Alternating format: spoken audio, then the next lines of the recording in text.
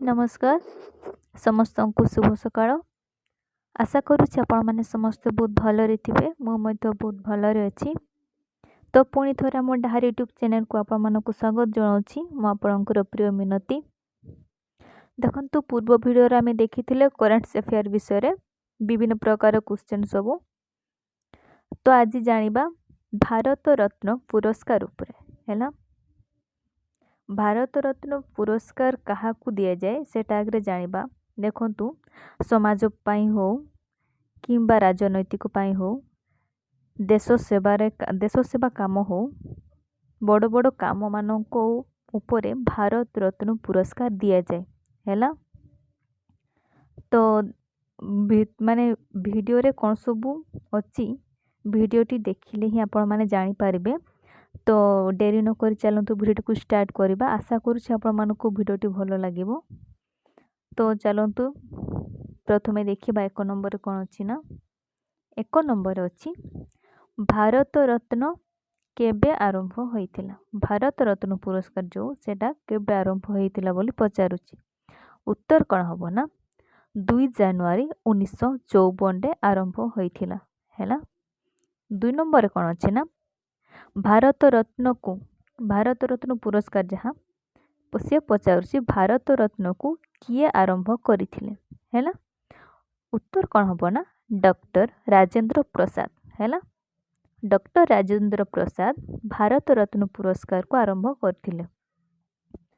3 number Bharat Ratna देखा किपरि हैला। आपण माने देखिथिबे देखा किपरि ना अस्वस्थ पत्र परी हैला। तापरे 4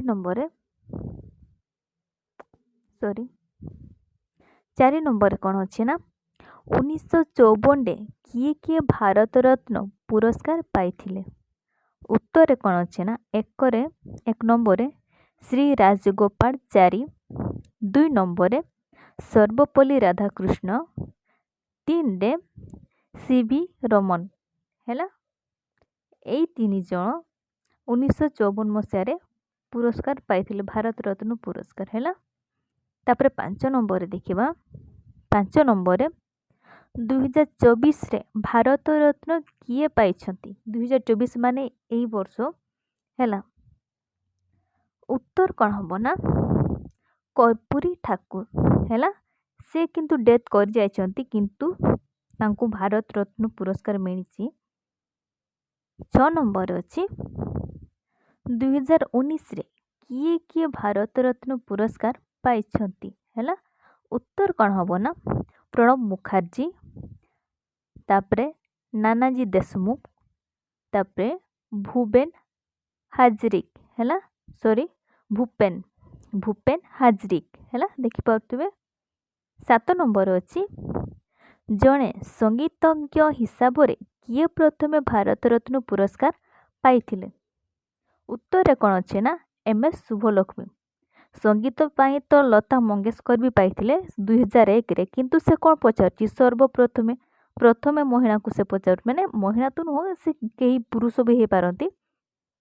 तो सी कौन पचार ना प्रथमे किए पाइछंती बोली पचारची। तो उत्तर कौन हम ना MS शुभलक्ष्मी हैला। 8 नंबर अच्छी भारत रत्न ग्रहण करिथिबा प्रथम महिला किए ना इंदिरा गांधी। इंदिरा गांधी सर्वप्रथमे माने महिला हिसाब रे से भारत रत्न पुरस्कार ग्रहण करछंती हैला। तापरे देखंतु 9 नंबर कौन ना प्रथमे क्रीड़ाविद हिसाब रे क्यों व्यक्ति भारत रत्न पुरस्कार पाइछंती माने क्रीडा हिसाब रे हैला।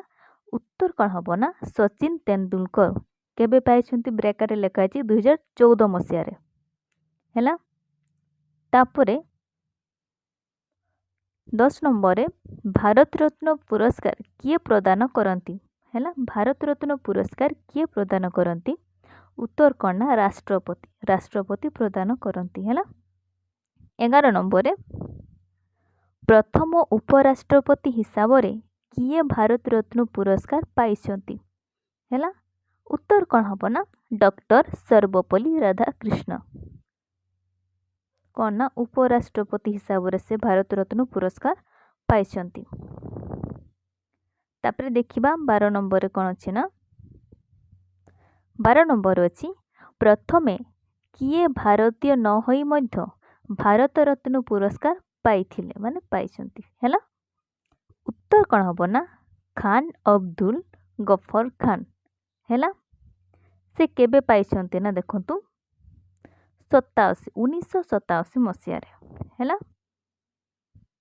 13 number doctor APJ Abdul Kalam କେଉଁ ବର୍ଷ ଭାରତ ରତ୍ନ ପୁରସ୍କାର ଗ୍ରହଣ କରିଥିଲେ? ଉତ୍ତର କ'ଣ ହେବ ନା ଦେଖନ୍ତୁ ଉତ୍ତର କ'ଣ ହେବ 1997ରେ ଏପିଜେ ଅବଦୁଲ କାଲାମ କ'ଣ ନା ଭାରତ